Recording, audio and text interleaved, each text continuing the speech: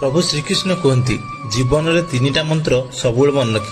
प्रथम, जेतेबेले तमे खुशी थिबो सेतेबेले काहाकू प्रतिश्रुति दबनी। द्वितीय, जेतेबेले तमे रागरे थिबो सेतेबेले केबे भी काहाकू उत्तर दबनी।